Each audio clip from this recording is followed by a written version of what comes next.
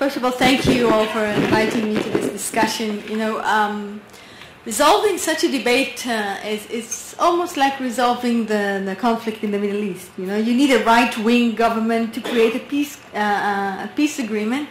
So we definitely need this argument here and in this conference rather than oncologists fighting against each other, because we need the surgeons to be persuaded. Now, I have to say that the first step to winning is this discussion, since you are already thinking about it, right? Because if you weren't thinking about it, there won't be any discussion.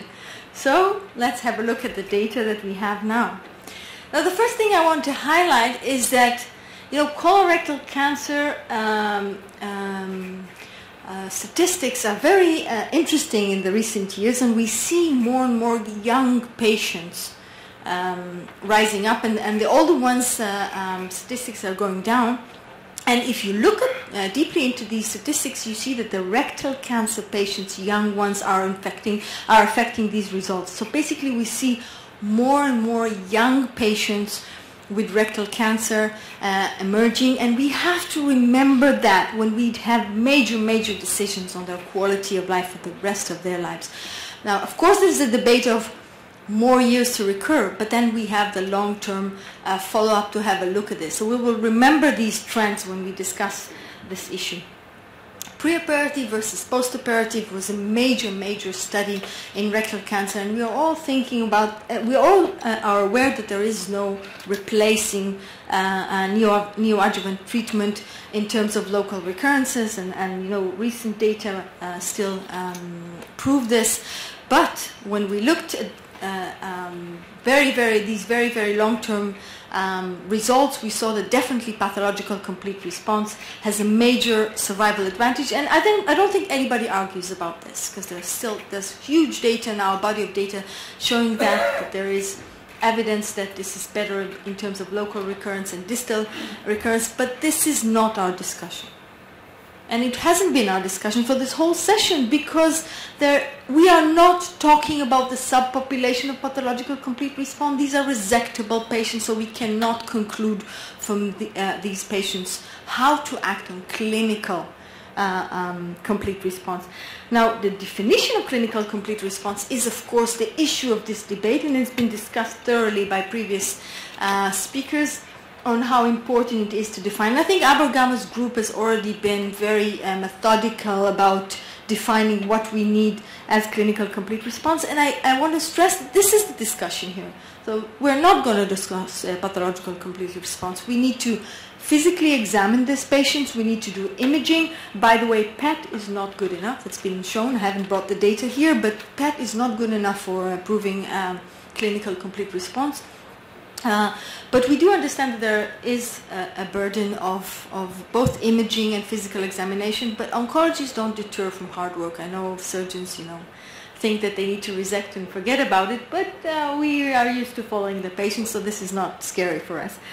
I'm going to present 2 papers alone, because there's so many small series about it, with different centers repeating quite a lot of the data, so I will present only the updated data of Abergama that was published in 2014 about recurrences that you've already discussed, but we'll have a close look at this, and again some further data. So of course, clinical complete response, we understand, need to be very accurately defined. This is the graph that you've presented. Let's have a look at this. Let's have a look at the 90 patients that reached clinical complete response under acceptable conditions to define this. Now we're looking at these things, these data of how many patients actually recurred. And when oncologists look at these data, it's not scary for us to think that these patients recurred but are still resectable. So we will only look at these patients, 6.7% that have recurred but are not amenable to cure. And is this going to affect the oncological efficacy rates in the future? Abergama's data are retrospective.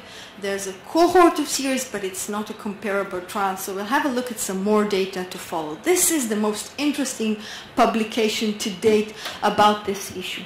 This is a UK group, so you can trust them that they'll be very methodical. And they've actually compared the 2 approaches in a very, very interesting way. They took, of course, again, clinical complete response with MRI with everybody. So this is the obvious. They had a close follow-up protocol like we expect them to have, although English are not very, they're a little bit notorious about doing follow-up tests, but still we'll have a look at these results.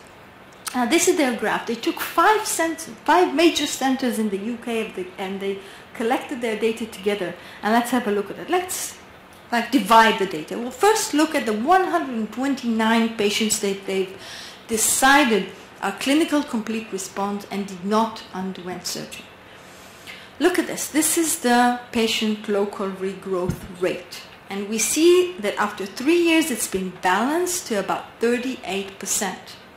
Okay, so we're not avoiding this data. We're saying yes, 38% had local regrowth after 3 years and then it stabilizes. Minding what we talked about, the long survival of these patients.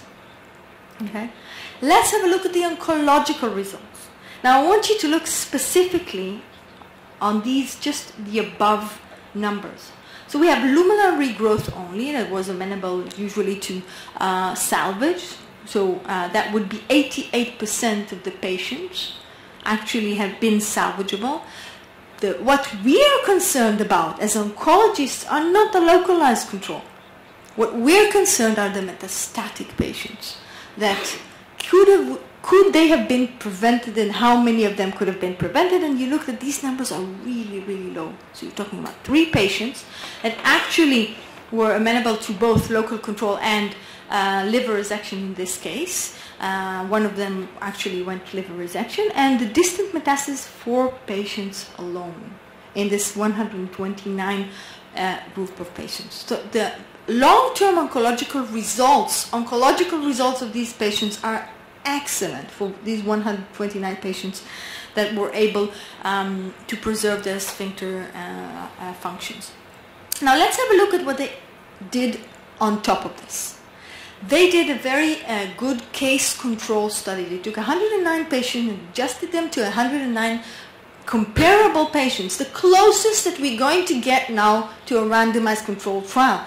So they compared these 2 groups, and let's have a look at these results, at their proportions. So we see that these group of patients are very compatible in terms of their characteristics, and look at these results. The first one is the survival, and I want to stress that the blue is the watch and wait results, and the red are resection. So although it was expected that the results would be reversed and we will pay a price for not resecting, there's actually a hint that these patients are surviving better. It's a hint, but it's not worse than what we expected. This is the non-regrowth disease-free survival rates, and this is the overall survival rates for this patient. So the blue being the clinical complete response and the watch and wait are actually do not suffer oncologically and long-term survival from not resecting these patients.